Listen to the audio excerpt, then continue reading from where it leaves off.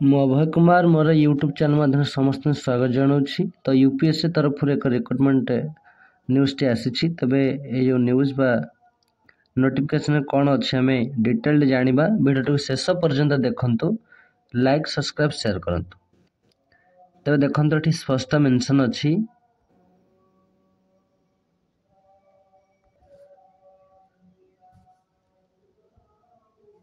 कि recruitment special advertisement number टी रही। एटी मध्य मेंशन अच्छी कि यूनियन पब्लिक सर्विस कमिशन बा यूपीएससी तार सब्जेक्ट कथा जब आम देखा ये स्पष्ट मेंशन अच्छी कि invites online recruitment special advertisement applications for recruitment by selection to the following post. तो पोस्ट सब कौन अच्छे आम देखा ये वैकेंसी डिटेल्स देती। देखो ये स्पष्ट मेंशन करी कि 1930 vacancies for the post of nursing officer in employed state insurance corporation ministry of labor and employment।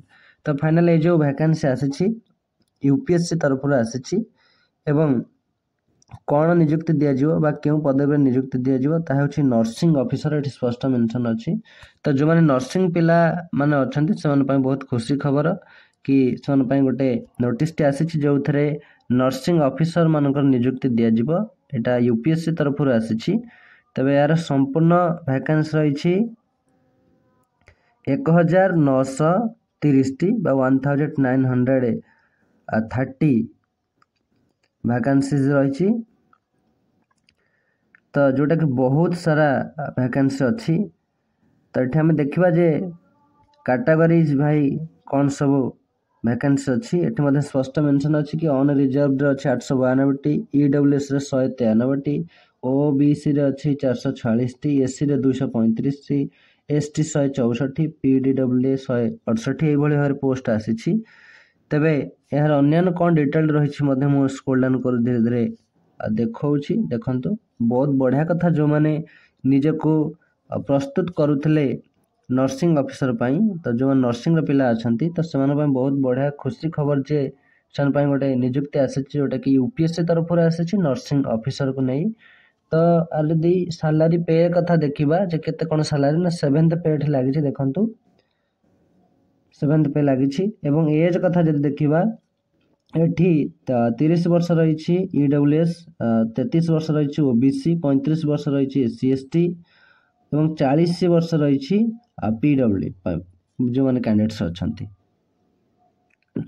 तो मिनिमम हूँ 18 वर्ष ये मागी। Lower age limit for all categories is 18 years.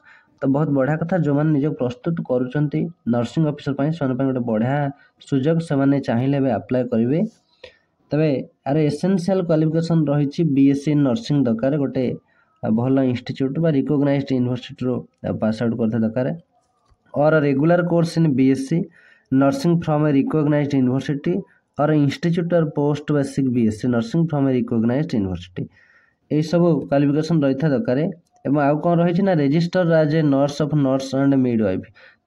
तो से जो गोटे नर्स जो रजिस्टरटा करते से जिनसा निहाती रहा दरकार से रजिस्टर सर्टिफिकेट दरकार। एवं और रही कि डिप्लोमा इन जनरल नर्सिंग जो अच्छी से अप्लाई करेंगे।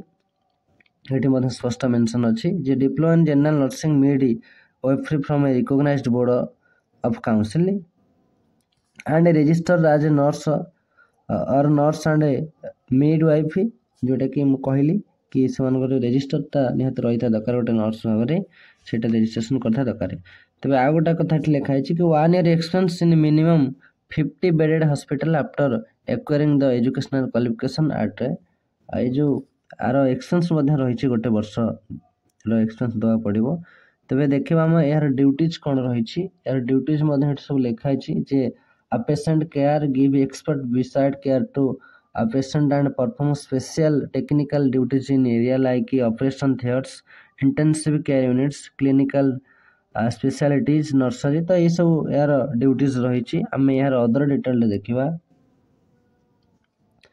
तेबे यहाँ हूँ परमानेंट ये स्पष्ट लिखाई द पोस्ट इज परमानेंट। तो यहाँ ग्रुप बी परमानेंट पोस्ट ये सब। तो बहुत बढ़िया कथा जे यूपीएससी जो नियुक्ति आनी तो जो निज प्रस्तुत कर निहाती अप्लाई करनी। तो आम देखिए अप्लाई डेट कौन। तो जो चाहते अप्लाई करने ऑलरेडी अप्लाई हो गले। देखो online applications are invited for direct recruitment by selection through ये जो वेबसाइट माध्यम ऑनलाइन एप्लिकेशन नि जाउछि। तो यही 7 मार्च रु अर्थात मार्च मास 7 तारिख यह सब निगला। यार शेष डेट देखा तो यार क्लोजिंग डेट बा शेष डेट रही मास 27 तारिख। तो जो मैंने अप्लाई करी नाहांती निहाती कर दिंतु कारण बहुत बढ़िया सुजोग पूर्वर एमती तो रेयर सुजोग आसे जे बहुत कम पोस्ट आसे एवं जो मानकर किसी भूल भाल हो जाए अप्लाई बेले से एडिट करेंगे जार डेट रही 28 तारिख शेष तारिख। तो बहुत बढ़िया कथा निहाती अप्लाई कर दिंतु। यार शेष डेट रही 27 तारिख अप्लाई तो जो न कर निहाती करनी। तेबे आमे अन्य डिटेल देखा। तो scheme and syllabus for the recruitment test. तो आम सिलेबस ये देखा जे कौन सब रही यार एग्जाम पैटर्न देखा। देखो तो मुझे देखा ये लिखाई कि पेपर आउ पेन ए पेन पेपर बेस्ड रिक्रूटमेंट। तो ये सब जहाँ भी हम जो परीक्षाटी हम पेन पेपर मोड हम। तो बढ़िया कथा जो निज प्रस्तुत करते निहाती अप्लाई कर दिंतु।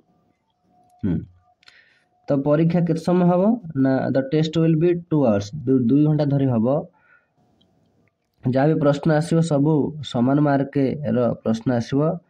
ये लिखाई objective type question with multiple choice answer आसो। The medium test will be English. तो इंग्लिश ही समस्त प्रश्न आसो। तो ये भाव रही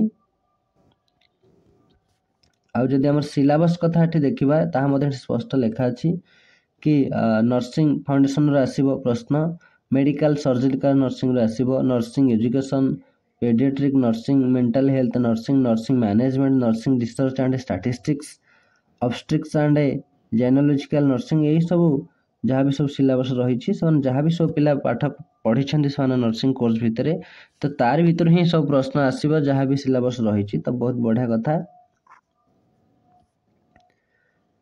तो आम देखा जे रिक्रूटमेंट कोटी कोटी सब दिज्व ये स्पष्ट मेंशन अच्छे जे the recruitment test will be conducted across the following centre. ये जो परीक्षाटी हम तो ये सब कौट हम ये सब लिखाई आग्रा अहमदाबाद यही सब सहर में ये परीक्षाटी करा जिवो।